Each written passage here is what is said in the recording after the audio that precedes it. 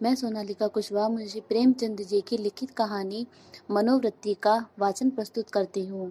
एक सुंदर युवती प्रातःकाल गांधी पार्क में बिल्लौर के बेंच पर गहरी नींद में सोई पाई जाए, यह चौंका देने वाली बात है। सुंदरियां पार्कों में हवा खाने आती हैं, हंसती हैं, दौड़ती हैं, फूल पौधों से खेलती हैं, किसी का इधर ध्यान नहीं जाता। लेकिन कोई युवती रविश के किनारे वाले बेंच पर बेखबर सोए, यह बिल्कुल गैर मामूली बात है। अपनी ओर बलपूर्वक आकर्षित करने वाली रविश पर कितने आदमी चहलकदमी कर रहे हैं, बूढ़े भी हैं, जवान भी हैं, सभी एक क्षण के लिए वहां ठिठक जाते हैं, एक नज़र वह दृश्य देखते हैं और तब चले जाते हैं। युवक वृंद रहस्य भाव से मुस्कुराते हुए, वृद्धजन चिंता भाव से सिर हिलाते हुए और युवतियां लज्जा से आंखें नीचे किए हुए। बसंत और हाशिम निकर और बनियान पहने नंगे पांव दौड़ रहे हैं। बड़े दिन की छुट्टियों में ओलंपियन रेस होने वाला है, दोनों उसी की तैयारी कर रहे हैं। दोनों इस स्थल पर पहुंचकर रुक जाते हैं और दबी आंखों से युवती को देखकर आपस में ख्याल दौड़ाने लगते हैं। बसंत ने कहा, इसे और कहीं सोने की जगह ही नहीं मिली। हाशिम ने जवाब दिया, कोई वेश्या है, लेकिन वेश्याएं भी तो इस तरह बेशर्मी नहीं करती। वेश्या अगर बेशर्म ना हो तो वेश्या नहीं। बहुत सी ऐसी बातें हैं जिनमें कुलवधू और वेश्या दोनों एक व्यवहार करती हैं। कोई वेश्या मामूली तौर पर सड़क पर सोना नहीं चाहती। रूप छवि दिखाने का नया आर्ट है। आर्ट का सबसे सुंदर रूप छिपाव है, दिखावा नहीं। वेश्या इस रहस्य को खूब समझती है। उसका छिपाव केवल आकर्षण बढ़ाने के लिए है, हो सकता है, मगर केवल यहाँ सो जाना यह प्रमाणित नहीं करता कि वह वेश्या है। इसकी मांग में सिंदूर है। वेश्याएं अवसर पड़ने पर सौभाग्यशाली बन जाती हैं। रात भर प्याले के दौर चले होंगे, काम कीड़ाएं हुई होंगी, अवसाद के कारण ठंडक पाकर सो गई होगी। मुझे तो कुलवधू सी लगती है। कुलवधू पार्क में सोने आएगी, हो सकता है घर से रूठ कर आई हो, चलकर पूछ ही क्यों न लें। निरे अहमक हो, बगैर परिचय आप किसी को जगा कैसे सकते हैं। अजी चलकर परिचय कर लेंगे, उल्टे और एहसान जताएंगे, और जो कहीं छिड़क दे, छिड़कने की कोई बात भी हो, उससे सौजन्य और सदैता में डूबी हुई बातें करेंगे। कोई युवती ऐसी बातें सुनकर चिढ़ नहीं सकती। अजी गत यौवनाएं तक तो रस भरी बातें सुनकर फूल ही उठती है। यह तो नवयौवना है। मैंने रूप और यौवन का ऐसा सुंदर संयोग नहीं देखा था। मेरे हृदय पर तो यह रूप अब जीवन पर्यंत के लिए अंकित हो गया, शायद कभी न भूल सकूं। मैं तो फिर यही कहता हूँ कि कोई वेश्या है, रूप की देवी वेश्या भी हो, उपास्य है। यहीं खड़े खड़े कवियों की सी बातें करोगे, जरा वहां चलते क्यों नहीं। तुम केवल खड़े रहना, पास तो मैं ही डालूंगा। कोई कुलवधू है, कुलवधू पार्क में आकर सोए तो इसके सिवा कोई अर्थ नहीं कि वह आकर्षित करना चाहती है, और यह वेश्या मनोवृत्ति है। आजकल की युवतियां भी तो फॉरवर्ड होने लगी हैं। फॉरवर्ड युवतियां युवकों से आंखें नहीं चुराती। हाँ, लेकिन है कुलवधू। कुलवधू से किसी तरह की बातचीत करने में बेहूदगी समझता हूँ। तो चलो फिर दौड़ लगावें। लेकिन दिल में तो वह मूर्ति दौड़ रही है। तो आओ बैठें।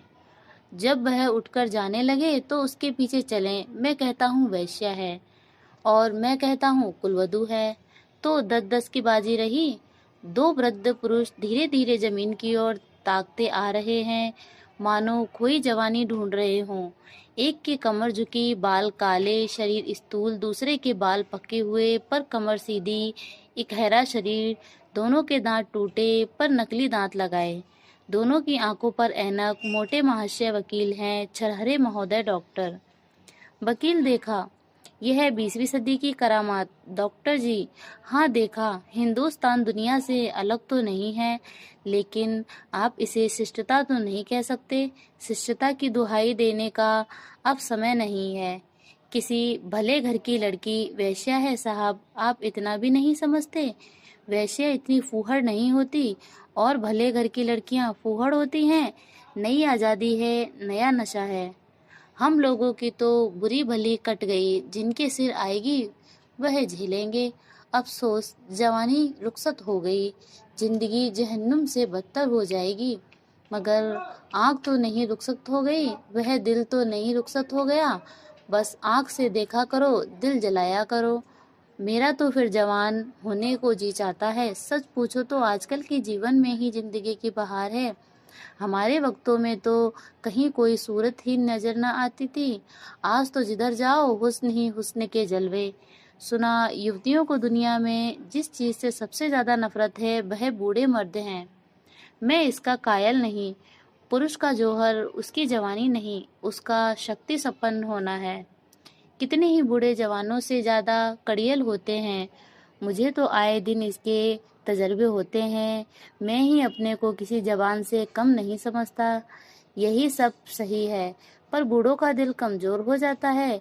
अगर यह बात ना होती तो इस रमणी को इस तरह देखकर हम लोग यूं न चले जाते। मैं तो आंखों भर देख भी न सका। डर लग रहा है कि कहीं उसकी आंखें खुल जाएं और वह मुझे ताकते देख ले तो दिल में क्या समझे। खुश होती कि बूढ़े पर भी उसका जादू चल गया। अजी रहने भी दो। आप कुछ दिनों ओकासा का सेवन कीजिए। चंद्रोदय खाकर देख चुका, सब लूटने की बातें हैं। मंकी लगवा लीजिए ना। आप इस युक्ति से मेरी बातें पक्की करा दें, मैं तैयार हूँ। हाँ, यह मेरा जिम्मा, मगर भाई हमारा हिस्सा भी रहेगा। अर्थात अर्थात यह कि कभी कभी मैं आपके घर आकर अपनी आंखें ठंडी कर लिया करूँगा। अगर आप इस इरादे से आए तो मैं आपका दुश्मन हो जाऊं। ओहो, आप तो मंकी का नाम सुनते ही जवान हो गए। मैं तो समझता हूँ यह भी डॉक्टरों ने लूटने का एक लटका निकाला है। सच? अरे साहब, इस रमणी के स्पर्श में जवानी है। आप हैं किस फेर में? उसके एक एक अंग में, एक एक चितवन में, एक एक मुस्कान में, एक एक विलास में जवानी भरी हुई है। न सो मंकी, न एक रमणी का बाहुपाश। अच्छा, कदम बढ़ाइए, मुवक्किल आकर बैठे होंगे। यह सूरत याद रहेगी। फिर आपने याद दिला दी। वह इस तरह सोई है इसलिए कि लोग उसके रूप को, उसके अंग विन्यास को, उसके बिखरे हुए केशों को, उसकी खुली हुई गर्दन को देखें और अपनी छाती पीटें। इस तरह चले जाना उसके साथ अन्याय है। वह बुला रही है और आप भागे जा रहे हैं। हम जिस तरह दिल से प्रेम कर सकते हैं, जवान कभी कर सकता है? बिल्कुल ठीक। मुझे तो ऐसी औरतों से साबिका पड़ चुका है जो रसिक बूढ़ों को खोजा करती है। जवान तो छिछोरे, उछकल, अस्थिर और गर्वीले होते हैं। वे प्रेम के बदले में कुछ चाहते हैं। यहाँ निस्वार्थ भाव से आत्मा समर्पण करते हैं। आपकी बातों से दिल में गुदगुदी हो गई। मगर एक बात याद रखिए, कहीं उसका जवान प्रेमी मिल गया तो मिला करे। यहाँ ऐसों से नहीं डरते। आपकी शादी की कुछ बात थी तो? हाँ थी, मगर अपने ही लड़के जब दुश्मनी पर कमर बांधे तो क्या हो। मेरा बड़ा लड़का यशवंत तो मुझे बंदूक दिखाने लगा। यह जमाने की खूबी है। अक्टूबर की धूप तेज हो चली थी। दोनों मित्र निकल गए। दो देवियां, एक वृद्धा दूसरी नवयौवना, पार्क के फाटक पर मोटर से उतरी और पार्क में हवा खाने आई। उनकी निगाह भी उस नींद की माती युवती पर पड़ी। वृद्धा ने कहा, बड़ी बेशर्म है। नवयौवना ने तिरस्कार भाव से उसकी ओर देखकर कहा, ठाठ तो भले घर की देवियों के हैं, बस ठाठ ही देख लो। इसी से मर्द कहते हैं स्त्रियों को आज़ादी न मिलनी चाहिए। मुझे तो कोई वेश्या मालूम होती है।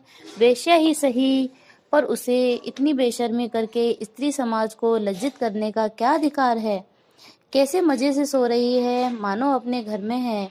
बेहयाई है। मैं पर्दा नहीं चाहती, पुरुषों की गुलामी नहीं चाहती, लेकिन औरतों में जो गौरवशीलता और सल्लजता है उसे नहीं छोड़ना चाहती।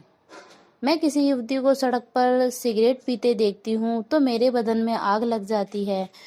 उसी तरह आधी छाती का जमभर भी मुझे नहीं सोहाता। क्या अपने धर्म की लाज छोड़ देने से ही साबित होगा कि हम बहुत फॉरवर्ड हैं? पुरुष अपनी छाती या पीठ खोले तो नहीं घूमते।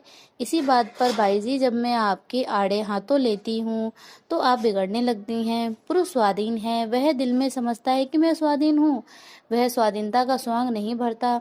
स्त्री अपने दिल में समझती है कि वह स्वाधीन नहीं है, इसलिए वह अपनी स्वाधीनता का ढोंग करती है। जो बलवान हैं वे अकड़ते नहीं, जो दुर्बल हैं वही अकड़ दिखाते हैं। क्या आप उन्हें अपने आंसू पोंछने के लिए इतना अधिकार भी नहीं देना चाहती?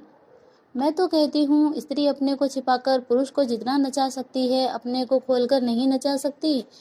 स्त्री ही पुरुष के आकर्षण की फिक्र क्यों करे? पुरुष क्यों स्त्री से पर्दा नहीं करता? अब मुंह न खुलवाओ मीनू, इस छोकरी को जगाकर कह दो जाकर घर पर सोए। इतने आदमी आ जा रहे हैं और निर्लज्ज टांग फैलाए पड़ी है, यहाँ इसे नींद कैसे आ गई? रात कितनी गर्मी थी बाईजी, ठंडक पाकर बेचारी की आंख लग गई है। रात भर यही रही, कुछ कुछ बदती हूँ। मीनू युवती के पास जाकर उसका हाथ पकड़कर हिलाती है। यहाँ क्यों सो रही हो देवी जी? इतना दिन चढ़ आया है, उठकर घर जाओ। युवती आंखें खोल देती है। ओहो, इतना दिन चढ़ आया? क्या मैं सो गई थी? मेरे सिर में चक्कर आ जाया करता है। मैंने समझा शायद हवा से कुछ लाभ हो, यहाँ आई, पर ऐसा चक्कर आया कि मैं इस बेंच पर बैठ गई, फिर मुझे कुछ होश न रहा। अब भी मैं खड़ी नहीं हो सकती, मालूम होता है मैं गिर पड़ूंगी। बहुत दवा की पर कोई फायदा नहीं होता। आप डॉक्टर श्यामनाथ को जानती हो? वह मेरे ससुर हैं। युवती ने आश्चर्य से कहा। अच्छा, वह तो अभी इधर ही से गए हैं। सच? लेकिन मुझे पहचान कैसे सकते हैं? अभी मेरा गौना नहीं हुआ है। तो क्या आप उनके लड़के बसंतलाल की धर्मपत्नी हैं? युवती ने शर्म से सिर झुकाकर स्वीकार किया। मीनू ने हंसकर कहा, बसंतलाल तो अभी इधर से गए हैं, मेरा उनसे यूनिवर्सिटी का परिचय है। अच्छा, लेकिन मुझे उन्होंने देखा कहाँ है? तो मैं दौड़कर डॉक्टर को खबर दे दूं? जी नहीं, मैं थोड़ी देर में बिल्कुल अच्छी हो जाऊंगी। बसंतलाल भी वह खड़ा है, उसे बुला दूं? जी नहीं, किसी को न बुलाइए। तो चलो, अपने मोटर पर तुम्हें तुम्हारे घर पहुंचा दूं, आपकी बड़ी कृपा होगी। किस मोहल्ले में? बेगमगंज, मिस्टर जयराम दास के घर। मैं आज ही मिस्टर बसंतलाल से कहूंगी। मैं क्या जानती थी वह इस पार्क में आते हैं, मगर कोई आदमी तो साथ ले लिया होता।